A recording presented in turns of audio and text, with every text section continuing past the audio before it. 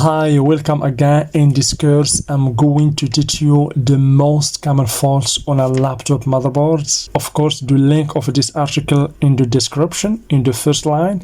But if you stay tuned with me and follow with me, you're going to learn many tips and tricks. So let's get started. But please don't forget to subscribe, share, and like the video. And for anyone who wants to accelerate learning, you can join me in my Patreon page. All links in the description. So the most common faults on a laptop motherboard. Basically, in this video, I'm going to show you the root causes, symptoms, and solution. And of course, I'm going to teach you also how to diagnose the laptop motherboard. So let's begin with the first fault: no power or dead motherboard. So the symptoms basically for no power motherboard is no light, no fan movement, or laptop doesn't respond to power adapter. When you connect the adapter, no response, means no sign of life. The causes here could be a short circuit, means the main power rail is connected to the ground. Okay, it could be B+, 3 volt always, and 5 volt always. This is basically the three main voltages in every motherboard, and based on those voltages, other secondary voltages are developed. So the causes also could be a damaging charging IC or MOSFETs, especially the switches, the MOSFETs near to the power jack. The third cause is the protection, a blown fuse or a diode, especially in the charge circuit. So basically the solution is by checking the VIN, the 3 volt and 5 volt always rails, and check using the inductors. Always we use the inductor to check whether we have a short circuit or not. Also we can add here the power jack. When the power jack is damaged or not connected to the motherboard, we can get a no power motherboard. So the main component that you have to pay attention to is ICs, MOSFETs, as we have here, diodes and fuses. Okay, ICs, MOSFETs, diode and fuses, and the power jack, because those components are the components that cause a no power motherboard or a short circuit motherboard. Okay, after we're gonna see how to locate the power rails, 3 volts, power rails, 5 volt, 19 volt, etc. Okay, so always we use inductors. Always we use inductors like this one, or electrolytic capacitor like this one as a test point to check whether we have the right voltage or not. So the second fault is overheating and auto shutdown. Okay, overheating and auto shutdown, this is a very frequent fault. The symptoms basically are sudden shutdown during use. Once you use the laptop, it shut down suddenly, or the fan running at a high speed, means there is overheating, or laptop parts are very hot, you cannot touch it. So the causes for overheating and auto shutdown are faulty thermal sensor in the back of the processor, broken CPU fan or dust buildup, a lot of dust in the fan, dry thermal paste on CPU or GPU. The thermal paste, this is the thermal paste, guys. When this thermal paste is not good or dry, the CPU will be overheated. So the solution: clean the fan and heatsink.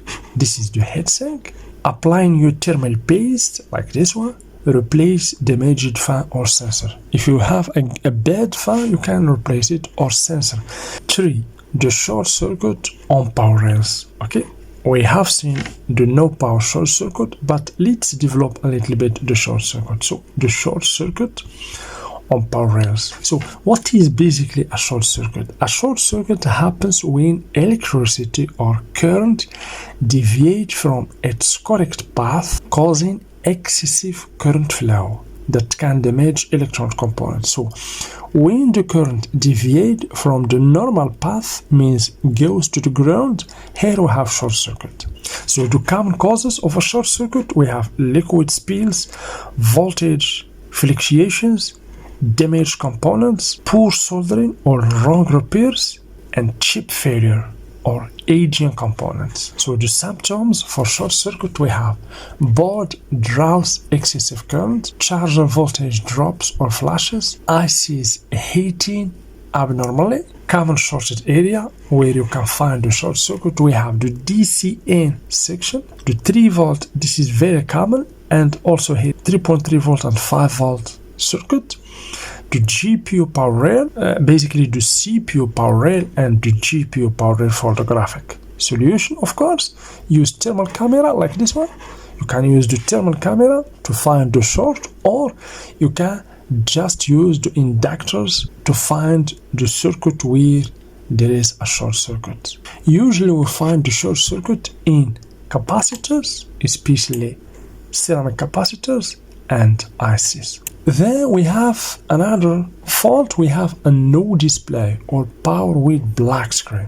The symptoms basically, laptop turns on but no image, external monitor also black. Okay, when you check or you connect the laptop with an external monitor to check whether the problem is in the motherboard or in the monitor, you find also that in the external monitor also no image, means the problem is a no display problem, or caps lock or keyboard light response.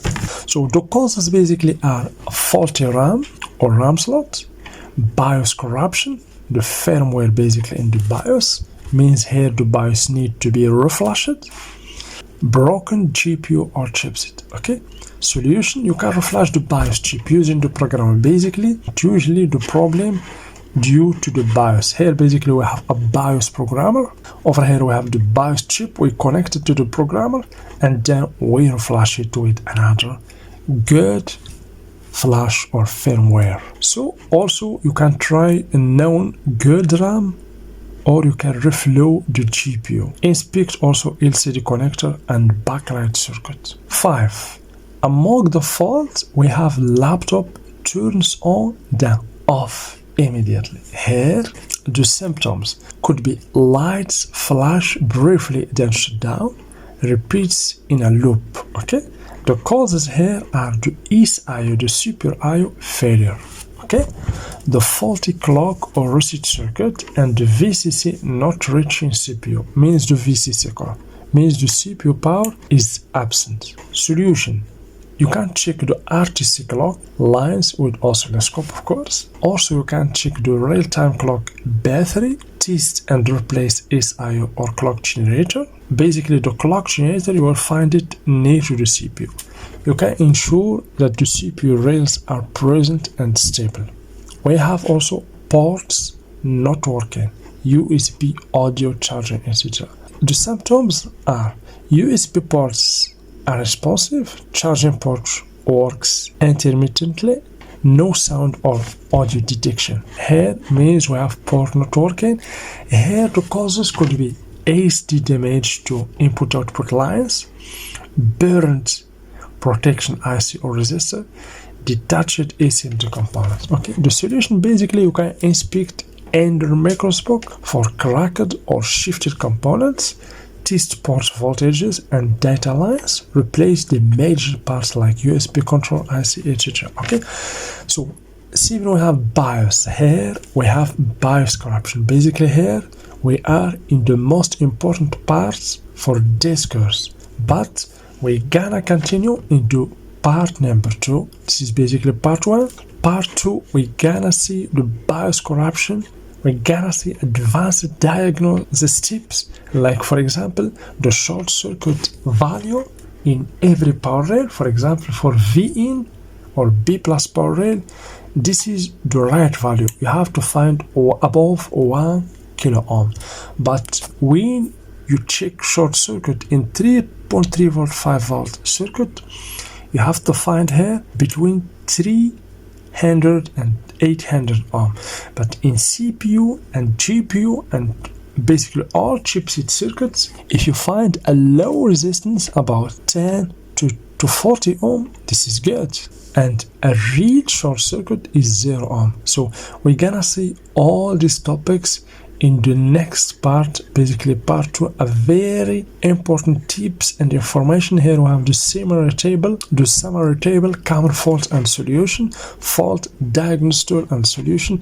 We're gonna see all this. We're gonna also see the brand specific motherboard faults. For example, we have some known laptops and with a known failure, you have to know. We will see also a frequent asked question, etc, etc. So stay tuned for the next part. Thank you very much, and please don't forget to subscribe, share and like the video, because as I told you always, your likes is what motivates me to create more unique content for you. And for anyone who want to accelerate learning, download laptop schematics and enjoy other unique and useful content, you can join me in my Patreon page, the link in the description. And if you want to read this article at your own, the link also in the description in the first line. Thank you very much, and see you with the next part 2.